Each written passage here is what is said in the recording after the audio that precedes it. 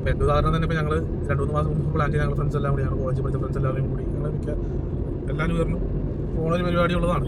ഈ പ്രാവശ്യം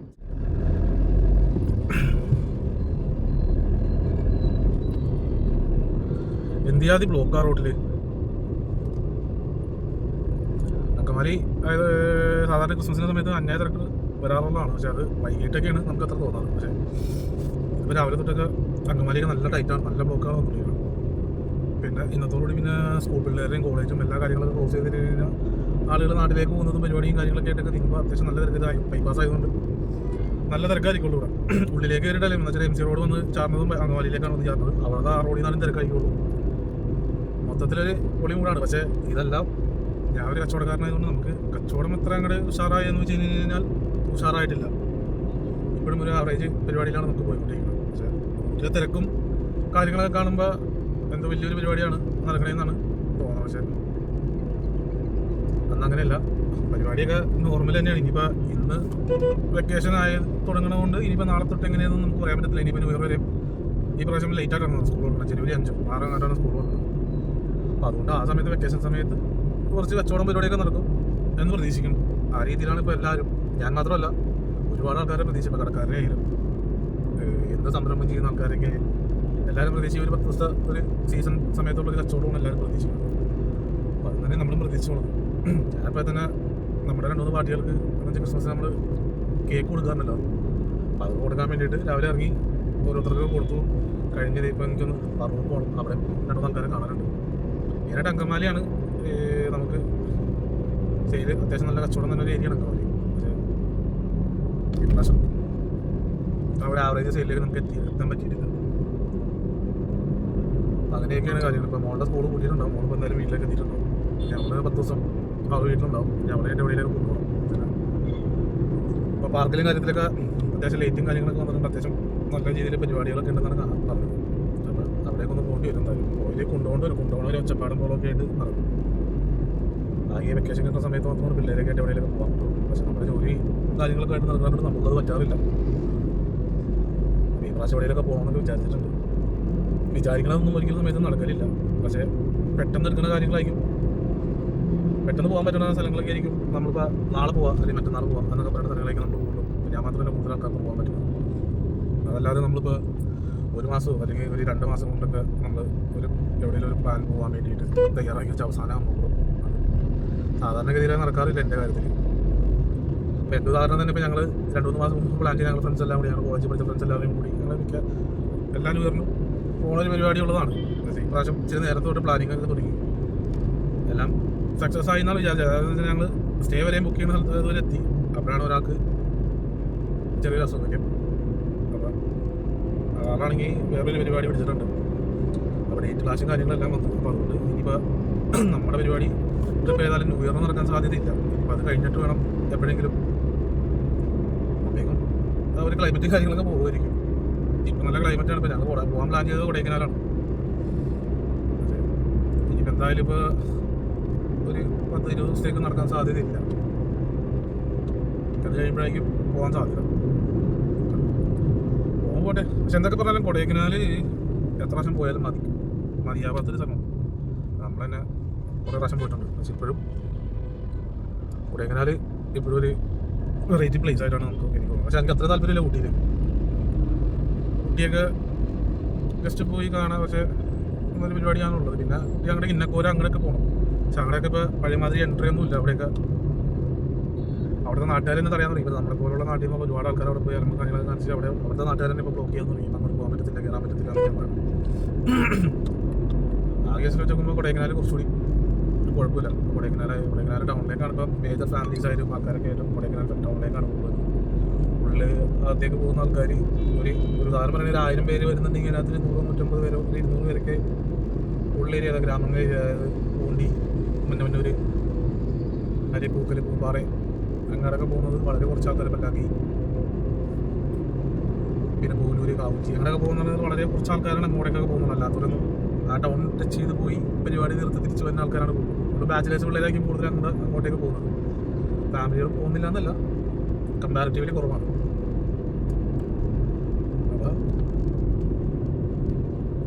അപ്പോൾ അവിടെയൊക്കെ പോയി എല്ലാവരും മാക്സിമം എക്സ്പ്ലോർ ചെയ്യാൻ നോക്കുക. നല്ല അടിപൊളി സ്ഥലങ്ങളാണ് കൊടൈക്കനാൽ.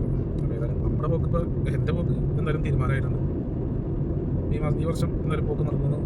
ഒരു ചാൻസും കാണില്ല. പിന്നെ ഇനി എന്തെങ്കിലും അവരുടെ ഇപ്പോൾ നമ്മുടെ കൂട്ടുകാരുടെ പരിപാടിക്ക് എന്തെങ്കിലും ചെയ്തു വന്നാൽ മാത്രമേ നമുക്ക് പെട്ടെന്ന് പോകാൻ പറ്റുള്ളൂ. പക്ഷെ അത് ചെയ്തു വരാനുള്ള ഞാൻ നമുക്ക് സാധ്യതയൊന്നും കാണുന്നില്ല. അതുകൊണ്ട് ടൂറൊക്കെ പോകാൻ പറ്റുന്നവരൊക്കെ മാക്സിമം ടൂറും കാര്യങ്ങളൊക്കെ പോവുക. ഒരു സമയം കഴിഞ്ഞ് ചിലപ്പോൾ ഇതൊന്നും പോകാൻ പറ്റിയെന്ന് പറയുന്നില്ല. കാശൊക്കെ കയ്യിലും വെച്ചുകൊണ്ടിരുന്നിട്ട് നമുക്ക് പോവാം എന്ന് വിചാരിച്ചുകൊണ്ടിരുന്ന കഴിഞ്ഞാൽ അതും നടക്കലുണ്ടാവില്ല. അപ്പോൾ പ്ലാൻ ചെയ്യുക, പോവുക, സ്ഥലങ്ങൾ കാണുക, ട്രാവൽ ചെയ്യുക. മാക്സിമം ട്രാവൽ ചെയ്യുന്നോടത്തോളം നമുക്ക് വേറെ ഒന്നും കിട്ടാനില്ല. ട്രാവൽ ചെയ്യുമ്പോഴാണ് നമ്മൾ കൂടുതൽ പല പല സ്ഥലങ്ങൾ, പല പല ആൾക്കാർ, പല പല കൾച്ചർ ഇതൊക്കെ ആയിട്ട് നമ്മൾ മിങ്കിളായി പോയി കഴിയുമ്പോഴും നമുക്ക് നല്ല രീതിയിൽ സ്ട്രെസ് റിലീഫും കാര്യങ്ങളെല്ലാം വരും. അതുകൂടാതെ നമുക്ക് കൂടുതൽ ചിന്തിക്കാൻ പറ്റും. പിന്നെ വരുന്ന കാര്യങ്ങളാണ് നമുക്ക് ആൾക്കാരായിട്ട് കുറച്ചുകൂടി ഓപ്പൺ ആവാൻ പറ്റും. സ്ഥലം കാണുക എന്നതിലൊരുപരി ഇപ്പോൾ പണ്ടൊക്കെ ഞങ്ങളൊക്കെ പോയിക്കൊണ്ടിരുന്ന സ്ഥലം കാണുക എന്നൊരു പരിപാടിയിലേക്കാണ് പണ്ടൊക്കെ നമ്മൾ പോയിക്കൊണ്ടിരുന്നത്. പക്ഷേ ഇപ്പോൾ നമ്മളങ്ങനെ സ്ഥലം കാണുക എന്ന ഉദ്ദേശത്തോടെ പോലും വളരെ കുറവാണ്. ട്രാവൽ ചെയ്യുക, മാക്സിമം കാറിൽ ട്രാവൽ ചെയ്യുക, കൊള്ളാവുന്ന സ്ഥലത്ത് കയറി ഫുഡ് കഴിക്കുക, തിരിച്ചു പോവുക, അല്ലെങ്കിൽ ചിലപ്പോൾ ചില സ്ഥലത്ത് സ്റ്റേ എടുക്കുക, താമസിക്കുക. നമ്മളത് സ്റ്റേ ഒക്കെ നമ്മൾ നേരെ മുൻകൂട്ടി സെറ്റ് ചെയ്തിട്ടായിരിക്കും നമ്മൾ അങ്ങനെയൊക്കെ പോകുന്നുണ്ടെങ്കിൽ താമസിക്കുക.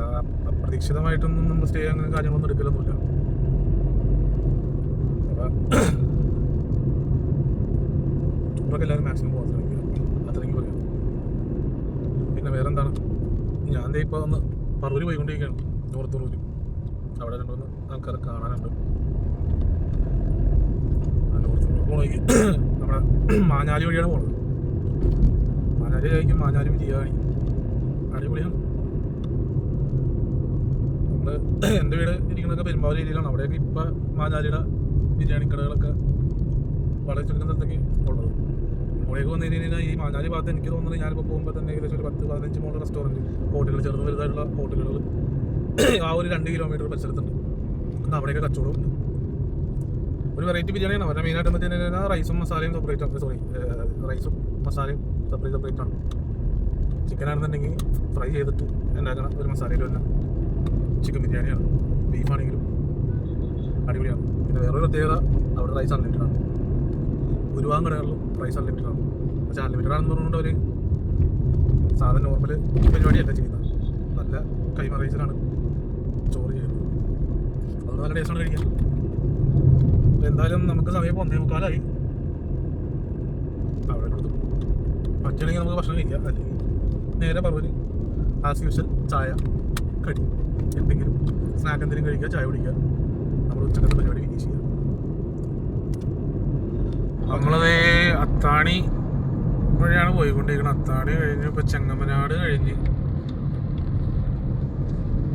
മാഞ്ഞാലി ഇനി ഇവിടെ നിന്ന് ഒരു 10 കിലോമീറ്റർ അടുത്തുകൂടി ഉണ്ടാവണം.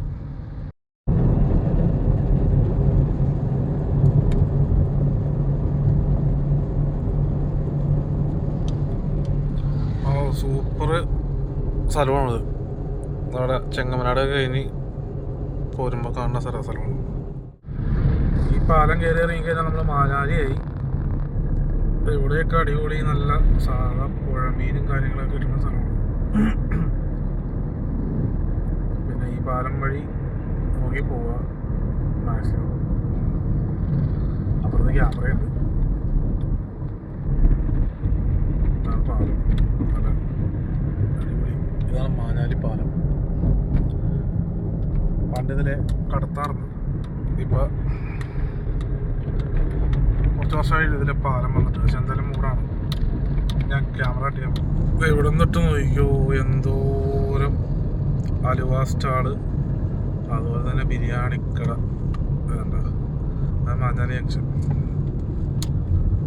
ഫുള്ള് അലുവ കടയും അലുവ സ്വീറ്റ്സ് കാര്യങ്ങളൊക്കെ കിട്ടുന്ന കടയും. ഇതാണ് ഇവിടുത്തെ ഒരു ഫേമസ് ഒരു ബിരിയാണി കടയാണ്, നാസ്.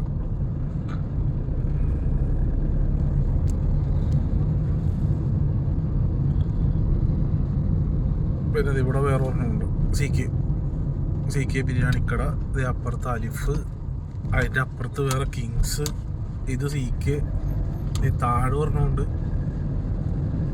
അങ്ങനെ ഇവിടെ ബിരിയാണിക്കടകളുടെ, ഞാൻ നേരത്തെ പറഞ്ഞ പോലെ ഇവിടെ ബിരിയാണിക്കടകളുടെ ഒരു മെയിൻ സ്ഥലമാണ് മാഞ്ഞാലി. അതിൻ്റെ ഇടയിൽ ഒരു വീട്ടിലെ ഊണാണ് കേട്ടോ.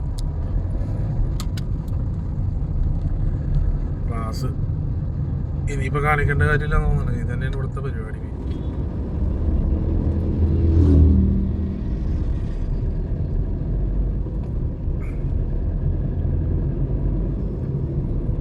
നമ്മളിപ്പോൾ നമ്മുടെ പരിപാടിയൊക്കെ ഏകദേശമൊക്കെ തീരാറായി. ഇനിയിപ്പോൾ ആലുവ എത്തണം.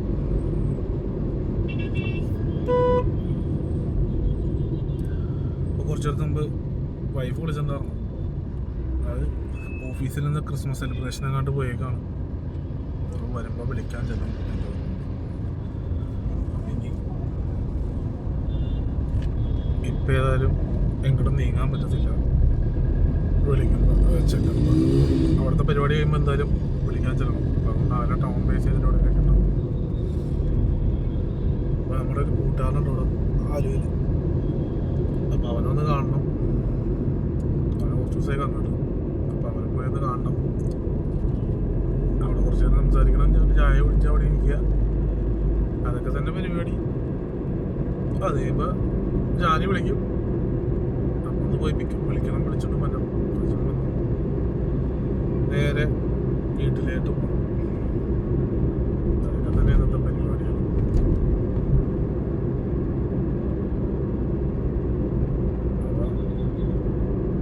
ഇത്രയൊക്കെ തന്നെ ഉള്ളൂ ഇന്നത്തെ പരിപാടി. ഇന്നത്തെ പരിപാടി എന്ന് പറയുമ്പോൾ ഏകദേശം വൈകിട്ട് 5 മണിയെങ്ങാണ്ടായി, 5-5:30 എങ്ങാണ്ടായി. ഇപ്പം തന്നെ ഇന്നത്തെ പരിപാടി ഇത്രയൊക്കെ ഉള്ളൂ. വീട്ടിൽ ആസ് യൂഷ്വൽ ഫ്രഷ് ആവുക പരിപാടി. വീട്ടിൽ തന്നെ വേറെ പ്രത്യേകിച്ച് ഒരു പരിപാടിയൊന്നുമില്ല. അതുകൊണ്ട് വീട്ടിൽ തന്നെ ഉണ്ടാവും. വേറെ പ്രത്യേകിച്ച് കാര്യങ്ങളൊന്നുമില്ല. അപ്പം എന്നാലും അടുത്ത വീഡിയോയിൽ കാണും എന്തായാലും. അപ്പോൾ ഓക്കെ. അപ്പോൾ അതേ നമ്മുടെ കൂട്ടുകാരൻ്റെ വർക്ക് ചെയ്യുന്ന സ്ഥലമാണ് സ്കോഡ. അവിടെ അതേ എത്തിയിട്ടുണ്ട്. ഇനിയിപ്പോൾ അവനൊന്ന് കാണണം. പ്രത്യേകിച്ച് കാര്യമൊന്നുമില്ല. വെറുതെ കാണും, 2 ചായ കുടിക്കും, എന്തെങ്കിലും കുറച്ച് നേരം വർത്താനം പറഞ്ഞിരിക്കും. അത് കഴിയുമ്പോൾ ഞാൻ അടിച്ചു പോകും. അവനതുകൊണ്ട് എനിക്ക് നേരെ വീട്ടിലേക്ക് പോകും. ഏതായാലും ഞങ്ങൾ ഇരിക്കുന്ന സ്ഥലമുള്ളത്.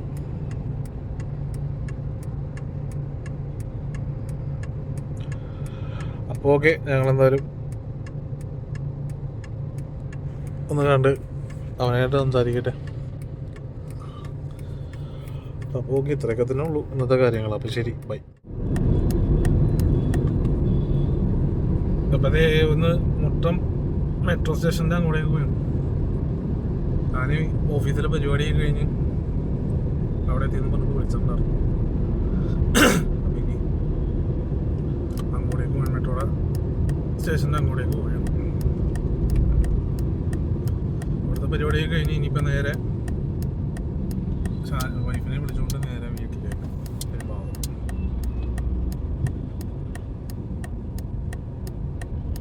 അങ്ങനെ ഇന്നത്തെ ദിവസം ഏകദേശം കഴിഞ്ഞു. ബാക്കി വിശേഷങ്ങളൊക്കെ ഇനി നാളെ. അപ്പം ശരി, ആയിക്കോട്ടെ.